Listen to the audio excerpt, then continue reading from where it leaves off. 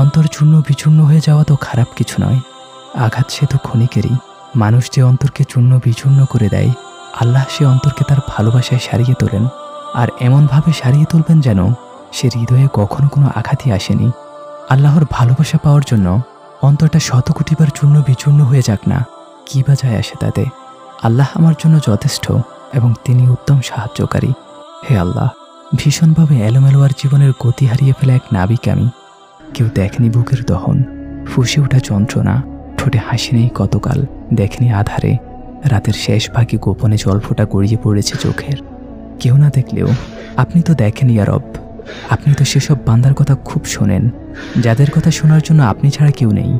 আমি ডাকছি আর আপনি আমার ডাকে সাড়া দিবেন না, তা কখনো হতে পারে না। আপনিই তো বলেছেন, তোমরা আমাকে ডাকো, আমি তোমাদের ডাকে সাড়া দিব। নিশ্চয়ই আপনি আমার কঠিন ঈমানের পরীক্ষা শেষে এত স্বস্তি দিবেন যে আমি খুশি হয়ে যাব, ইনশাআল্লাহ।